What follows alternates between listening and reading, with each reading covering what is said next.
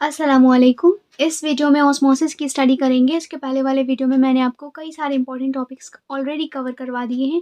Link description box में उन सारे वीडियोस की आप जाकर वो वीडियोस भी देखें, आपको बहुत ज़्यादा हेल्प होगी। साथ ही साथ आपके नोट्स भी प्रिपेयर हो जाएंगे। एग्ज़ाम टाइम में आपको कोई परेशानी नहीं आने वाली है, ठीक है। ऑस तो ऑस्मोसिस क्या होता है? Movement of water molecules only. सबसे पहले हम इसके इंपॉर्टेंट पॉइंट्स देखेंगे कि ये बेसिकली होता क्या है, फिर उसके बाद हम इसकी एक्चुअल डेफिनेशन देखेंगे, ये वाली, ठीक है। तो ऑस्मोसिस में क्या होता है? अब इसमें क्या होता है? Movement of water molecules only. इसमें वाटर मॉलिक्यूल्स का ही मूवमेंट होता है। मीन्स वाटर के सिवा ऑस्मोसिस गैस में नहीं होता है और सॉलिड में भी नहीं होता है। ऑस्मोसिस सिर्फ ओनली वाटर में ही होता है। Can occur only through semi permeable membrane. अब यहाँ पे भी ओनली लिखा हुआ है, मीन्स ये सेमी परमेबल मेम्ब्रेन से ही होता है। अगर सेमी परमेबल मेम्ब्रेन प्रेजेंट नहीं है तो ऑस्मोसिस नहीं होगा, ठीक है। ऑस्मोसिस वाटर मॉलिक्यूल्स में ही होता है। ऑस्मोसिस सेमी परमेबल मेम्ब्रेन के जरिए ही होता है। क्लियर?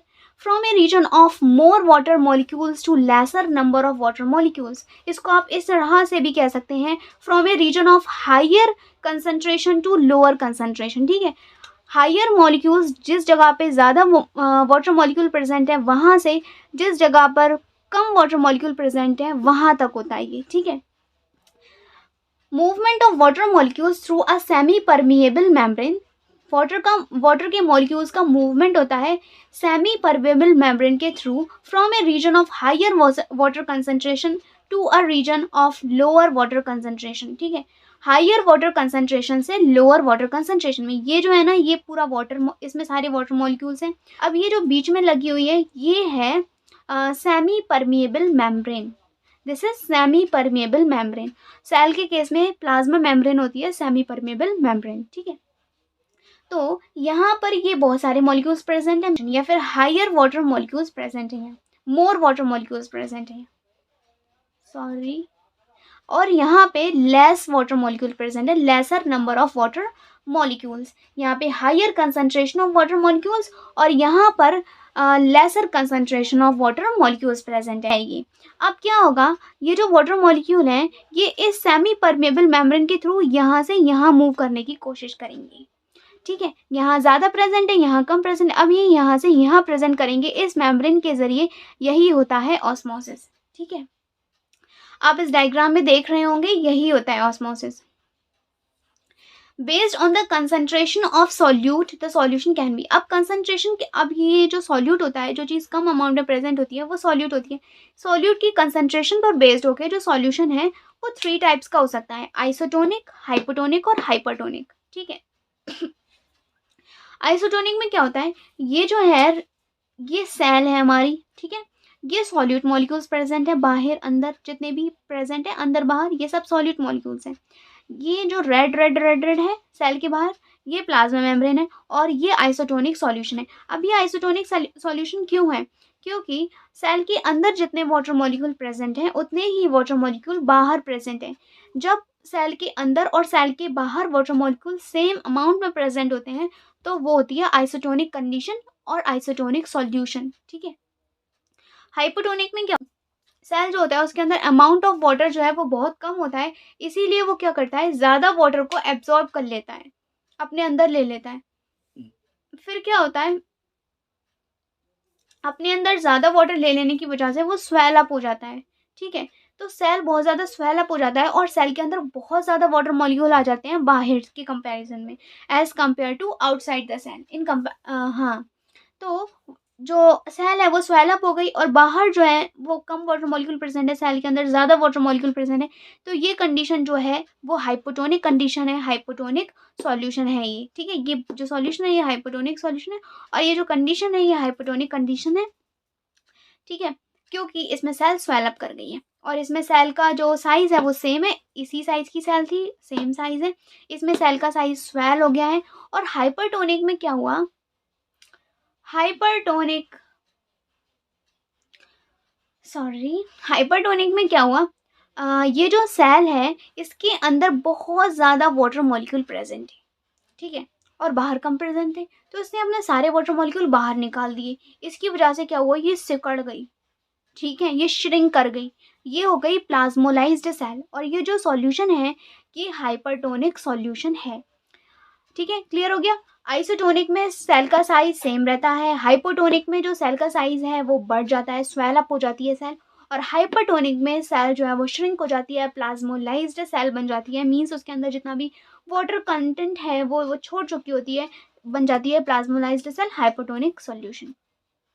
एग्जाम्पल होते हैं ऑस्मोसिस के, roots absorb water from soil by osmosis. Roots जो होती हैं वो एब्जॉर्ब करती हैं वाटर को सॉइल से ऑस्मोसिस के through. Cell to cell movement of water, water में सेल टू सेल मूवमेंट होता है वो ऑस्मोसिस के थ्रू ही होता है। ठीक है, based on the concentration of solute solution can be, solution जो है वो 3 टाइप्स का हो सकता है, आइसोटोनिक, हाइपोटोनिक या फिर हाइपरटोनिक। आइसोटोनिक मैंने आपको बता दिया हुआ है कि जो सेल का साइज़ है वो चेंज नहीं होता है, सेल का साइज़ सेम रहता है। ये सेल है और इसके बाहर ये प्लाज्मा मेम्ब्रेन है, सॉल्यूट मॉलिक्यूल्स हैं, आइसोटोनिक सॉल्यूशन है। ठीक है, same solute concentration in and out of the cell, cell के अंदर और बाहर सॉल्यूट की जो कंसंट्रेशन है वो सेम रहेगी। No change in size of the cell, cell के साइज में कोई चेंज नहीं आएगा। Amount of water molecules going inside the cell will be equal to the water molecules coming out of the cell. जितने भी water molecule cell के अंदर जा रहे हैं और जितने भी वाटर मॉलिक्यूल सेल के बाहर आ रहे हैं उनका जो अमाउंट है वो सेम रहेगा। जितने वाटर मॉलिक्यूल अंदर जाएंगे उतने ही बाहर आएंगे और जितने बाहर आएंगे उतने ही अंदर जाएंगे। ठीक है, ये आइसोटोनिक।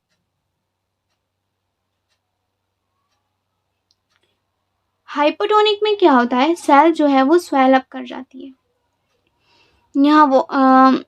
यहाँ कम वाटर प्रेजेंट था, यहाँ ज़्यादा वाटर प्रेजेंट था। Cell will gain water by osmosis, cell जो है वो वाटर को गेन कर लेती है ऑस्मोसिस के थ्रू और स्वेल कर जाती है, more water inside the cell. Cell जो है उसके अंदर कम वाटर प्रेजेंट था और बाहर ज़्यादा प्रेजेंट था, तो इसकी वजह से जो सेल है वो वाटर को गेन कर लेती है और उसके अंदर बहुत ज़्यादा वाटर मॉलिक्यूल्स आ जाते हैं और वो स्वेल हो जाती है। और this process is called as endosmosis, इस प्रोसेस को इंडोऑस्मोसिस कहते हैं। ये रीज़न है। अब इस किशमिश को हमने क्या किया है, ये जो किशमिश है ये सिकुड़ी हुई थी, श्रिंक की हुई थी। अब इसके अंदर वाटर अमाउंट था जो वो कम था, इसे हमने वाटर में डाल दिया तो ये स्वेल अप हो गई, ये रेजिन फूल गई। ठीक है, अब इसमें इंडोऑस्मोसिस हो गया, इस किशमिश में इंडोऑस्मोसिस हो गया। अब यहाँ पर क्या किया है, इस किशमिश को हमने शुगर सॉल्यूशन में डाल दिया। ठीक है, कंसनट्रेटेड शुगर सॉल्यूशन में डाल दिया। अब ये जो किशमिश है वो श्रंक हो जाएगी, अपना जितना भी वाटर अमाउंट था वो लूज कर देगी। ठीक है, तब हो जाएगा एक्सोस्मोसिस। ये हाइपरटोनिक कंडीशन है। हाइपरटोनिक कंडीशन में क्या होता है, सेल जो है उसके अंदर बहुत ज़्यादा वाटर मॉलिक्यूल प्रेजेंट होते हैं फर्स्ट कंडीशन में, तो वो ज़्यादा वाटर मॉलिक्यूल प्रेजेंट होते हैं तो वो अपने वाटर मॉलिक्यूल बाहर निकाल देती है, क्योंकि उसके अंदर बहुत ज़्यादा वाटर मॉलिक्यूल प्रेजेंट होते हैं और बाहर नहीं होते हैं। तो इस कंडीशन में वो सिकुड़ जाती है, श्रिंक कर जाती है। Cell will loss water by osmosis, osmosis इसके अंदर बहुत ज़्यादा वाटर मॉलिक्यूल है, बाहर नहीं प्रेजेंट है, और इसकी वजह से ये क्या करेगी, अपना जो वाटर मॉलिक्यूल्स हैं, अपने जो वाटर मॉलिक्यूल्स हैं उन्हें बाहर निकाल देगी और इसमें हो जाएगा एक्सोऑस्मोसिस और सेल श्रिंक कर जाएगी और उसका जो वॉल्यूम है वो कम हो जाएगा। ठीक है, ये जो सेल है इसमें कंसनट्रेटेड HCl प्रेजेंट है, एग शेल डिजॉल्व। अब ये जो एग है इसको हमने कंसनट्रेटेड HCl में डाल दिया, हाइड्रोक्लोरिक एसिड में डाल दिया। अब इसकी जो एग शेल है वो डिजॉल्व हो जाएगी क्योंकि ये कैल्शियम कार्बोनेट की बनी हुई होती है। ठीक है, एग शेल डिजॉल्व कर जाएगी क्योंकि ये कैल्शियम कार्बोनेट की बनी हुई होती है। और डिशेल्ड एग को वाटर में डालेंगे तो ये स्वोलन हो जाएगा, फूल जाएगा, इसके अंदर बहुत ज़्यादा वाटर पी लिया है इसने, ऑस्मोसिस हो गया। अब ये जो है ना यहाँ पे ये श्रिंक कर जाएगा, जब हम इसे कंसनट्रेटेड शुगर सॉल्यूशन डालेंगे तो इसमें हो जाएगा एक्सोऑस्मोसिस। ठीक है, तो जब हमने इसे वाटर में डाला तब ये फूल जा रहा है, स्वेल अप कर जा रहा है, और जब हम इसे कंसनट्रेटेड शुगर सॉल्यूशन डाल रहे हैं तो ये श्रिंक कर जा रहा है। ठीक है, यहाँ इंडोऑस्मोसिस हो रहा है और ये एक्सोऑस्मोसिस हो रहा है। इंडोऑस्मोसिस मीन्स जब वो फूल रहा है, स्वेल अप कर रहा है, वाटर को अपने अंदर ले रहा है, उस प्रोसेस को इंडोऑस्मोसिस बोलते हैं। और जब वो वाटर को बाहर निकाल रहा है, श्रिंक कर रहा है, उस प्रोसेस को एक्सोऑस्मोसिस कहते हैं। ठीक है, रिवीजन कर लेते हैं ज़रा सा। आइसोटोनिक में सेल का साइज सेम रहता है, हाइपोटोनिक में सेल जो है वो स्वेल अप हो जा रही है, और हाइपरटोनिक में क्या हो रहा है, सेल जो है सेल का जो साइज़ है वो श्रिंक हो जा रही है, वो प्लाज्मोलाइज्ड सेल बन जा रही है। अब इस वीडियो के लास्ट में मैं आपको एक क्वेश्चन देना है, losses water through osmosis, what is this phenomena called? जब एक लिविंग प्लांट सेल अपना वाटर लॉस कर देता है ऑस्मोसिस के थ्रू, मीन्स अपना वाटर लॉस कर रहा है, वो श्रिंक कर रहा है वो। जब वो श्रिंक कर जाता है तो इस फिनोमेना को हम क्या कहते हैं?